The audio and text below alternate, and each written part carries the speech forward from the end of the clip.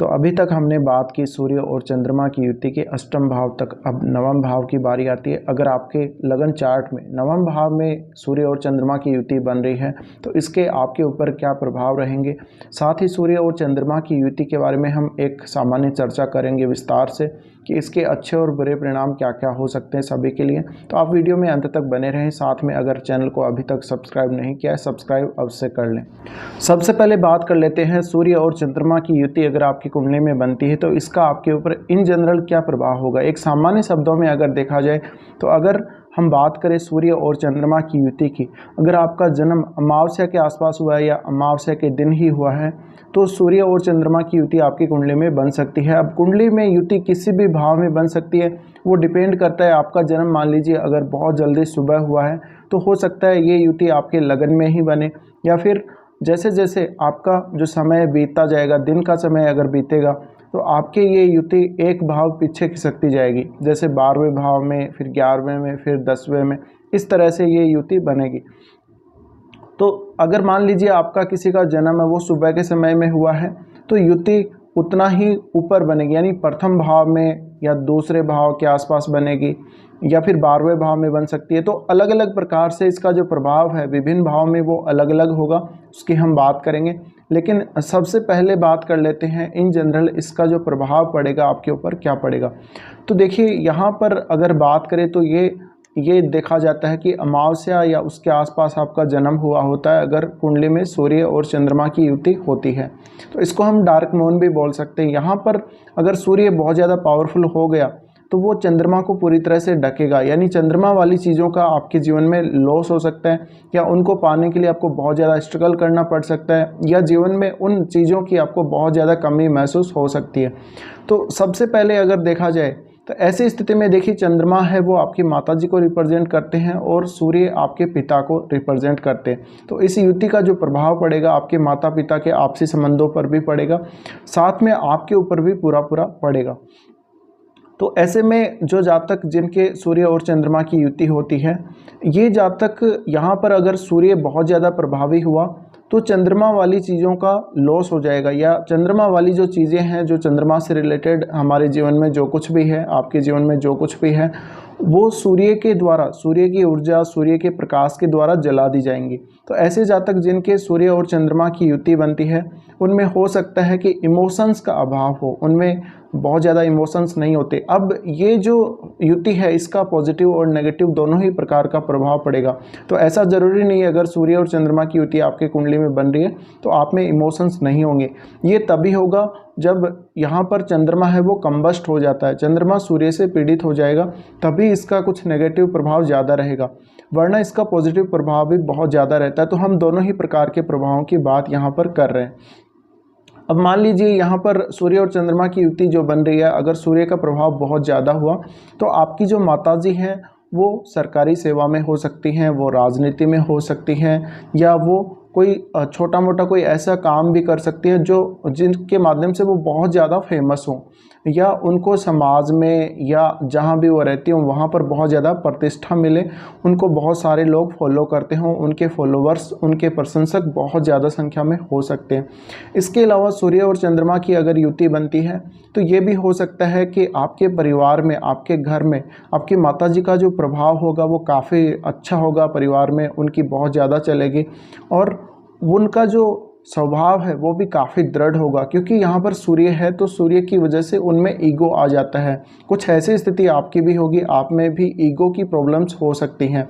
तो यहाँ पर क्योंकि चंद्रमा बहुत ज़्यादा सॉफ्ट प्लैनेट है और चंद्रमा जब सूर्य के साथ आता है या सूर्य चंद्रमा के साथ आते हैं तो ऐसे में जो चंद्रमा वाली चीज़ें हैं उनको सूर्य सबसे ज़्यादा प्रभावित करता है, या यूँ कहें कि चंद्रमा है वो सूर्य से सबसे जल्दी प्रभावित होता है क्योंकि चंद्रमा बहुत ज़्यादा सॉफ्ट है।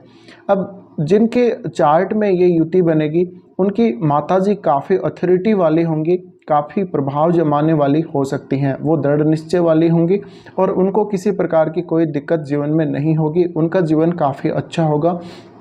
और हो सकता है आपका जो जन्म हुआ है वो कोई बहुत रेपुटेड फैमिली में हो या वो मिडिल क्लास या हाई लेवल की जो फैमिली है उसमें हुआ होगा, यानी आप अगर देखा जाए तो परिवार के हिसाब से भी और धन के हिसाब से भी काफ़ी रिच होंगे। तो ऐसी जो फैमिली होगी उसका बहुत नाम होगा, उस फैमिली की बहुत ज़्यादा चलेगी।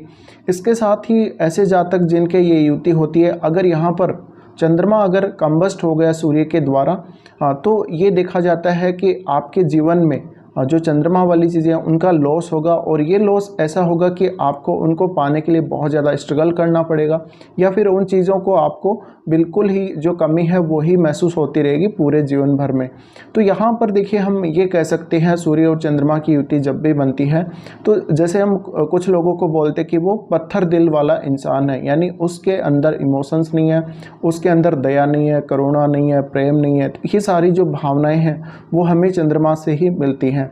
इसके अलावा उसके जीवन में इमोशंस का अभाव होगा, तो ऐसे जातक आपको इमोशनल ज़्यादा नहीं देखने को मिलेंगे, वो प्रैक्टिकल बहुत ज़्यादा होंगे। अब चंद्रमा क्रिएटिविटी को दर्शाता है, तो क्रिएटिविटी जातक में ज़रूर होगी, लेकिन उसका जो मन होगा, मन पर सूर्य का प्रभाव पड़ने से मन बहुत ज़्यादा स्ट्रॉन्ग हो जाएगा। तो ऐसा जातक कोई भी जो फैसला लेगा उसके ऊपर वो अडिग रहेगा और बहुत लंबे समय तक उसी फैसले पर वो टिका रहेगा। उसके निर्णय क्षमता, उसकी लीडरशिप की जो क्षमता है काफ़ी अच्छी होगी। तो ये इसका बहुत अच्छा प्रभाव हम कह सकते हैं। इसके अलावा चंद्रमा हमारी जो क्रिएटिविटी है उसको रिप्रेजेंट करता है, तो ऐसे में जातक की जो क्रिएटिविटी है वो काफ़ी अच्छी होगी। और साथ में ऐसा जातक कोई भी अगर क्रिएटिव फील्ड में काम करता है तो वो फेमस भी बहुत ज़्यादा होगा।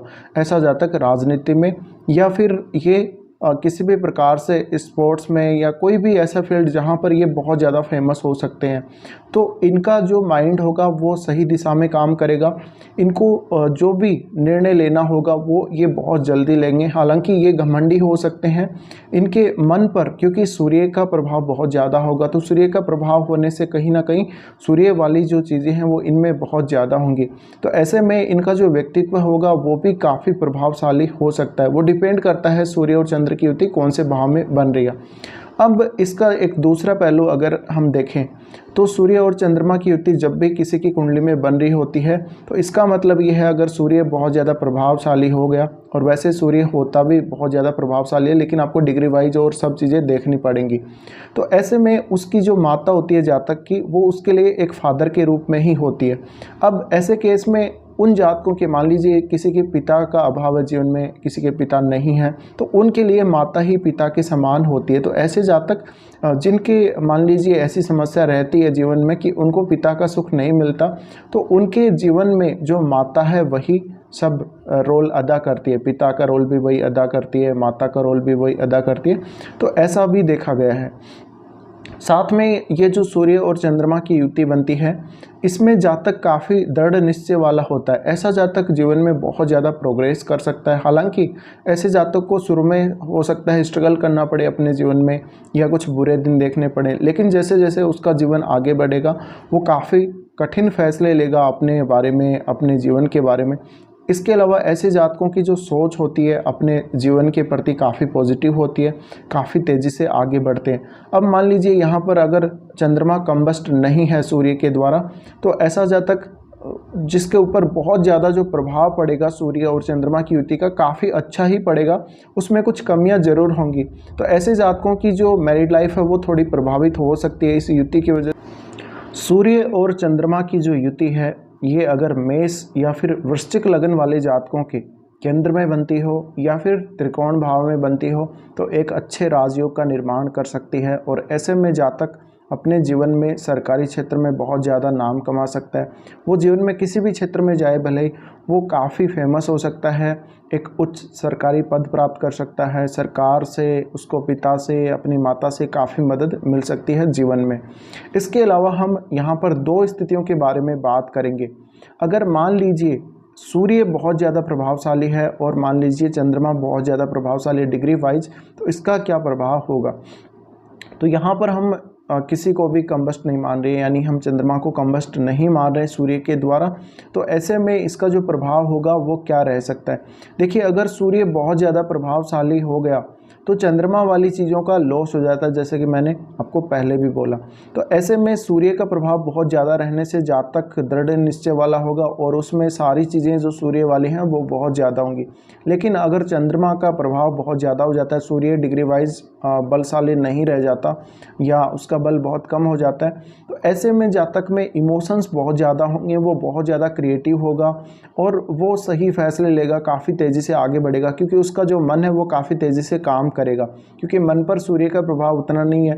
तो ऐसे में उसको मूड स्विंग की प्रॉब्लम भी हो सकती है, उसको ईगो की प्रॉब्लम्स भी हो सकती है और उसको बार बार गुस्सा आना, शॉर्ट टेम्पर्ड वाली जो स्थिति है वो भी उसको परेशान कर सकती है जीवन में। तो ऐसे जातक हैं वो राजनीति में बहुत अच्छा कर सकते हैं और अगर चंद्रमा का प्रभाव अच्छा हो इनकी कुंडली में तो ये बहुत आगे तक जाते हैं, क्योंकि यहाँ पर जो इमोशंस हैं वो तो सूर्य के द्वारा कंट्रोल कर दिए जाते हैं। साथ में सूर्य एनर्जी के लिए जाना जाता है, तो ऐसे में जो सूर्य के द्वारा इनको एनर्जी मिलती है वो काफ़ी पॉजिटिव तरीके से काम करती है। अब यहाँ पर ये ज़रूरी है कि सूर्य और चंद्रमा दोनों की ही जो स्थिति है, जो प्लेसमेंट है, अच्छी होनी चाहिए राशि वाइज भी, और अगर देखा जाए तो जो भाव है उसके अकॉर्डिंग भी। अगर इनकी स्थिति खराब हो जाती है तो कहीं ना कहीं जातक को बहुत ज़्यादा दिक्कत आती है जीवन में, इमोशंस को लेकर, और सारी जो चीज़ें हैं सूर्य और चंद्रमा से जुड़ी हुई उन सब चीज़ों से लेकर जातक को कोई ना कोई परेशानी अवश्य रहती है। तो अब बात करते हैं जिनकी कुंडली में सूर्य और चंद्रमा की युति नवम भाव में हो तो उनको क्या प्रभाव देखने को मिलेंगे। देखिए, ऐसे जातक की लाइफ में काफ़ी उतार चढ़ाव आ सकते हैं।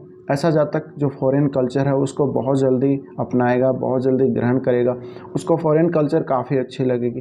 फादर के साथ रिलेशनशिप अच्छे हो सकते हैं अगर सूर्य की स्थिति अच्छी हुई। यहाँ पर सूर्य और चंद्रमा का अच्छा होना बहुत ही ज़रूरी है, तभी आपको एक अच्छा भाग्य का साथ जीवन में मिल पाएगा। ऐसे जातकों में ये देखा गया है कि इनको जीवन में तरक्की बहुत जल्दी मिल जाती है, ये लाइफ में बहुत जल्दी सक्सेसफुल हो जाते हैं, इनके पास जीवन में सब कुछ होता है जो ये चाहते हैं। इसके अलावा ये फॉरेन में भी सक्सेस हो सकते हैं या अपने घर से दूर कहीं बाहर दूसरे स्टेट में या फिर विदेश में काफ़ी अच्छी सक्सेस और इनको नेम फेम मिलता है। इसके अलावा ऐसे जातकों का जो इंटरेस्ट रहेगा, जैसे सोशियोलॉजी, पॉलिटिकल साइंस या किसी भी प्रकार का स्पिरिचुअल नॉलेज में काफ़ी इंटरेस्ट रहेगा, इनको धार्मिक पुस्तकें पढ़ने और धार्मिक कार्य करने में भी रुचि रहेगी। साथ में ये मीडिया के माध्यम से भी फेमस हो सकते हैं, मीडिया से जुड़ा हुआ कोई भी कार्य कर सकते हैं या स्पिरिचुअल फील्ड में या धार्मिक क्षेत्र में कोई भी काम करे तो इनको काफ़ी सक्सेस मिलती है।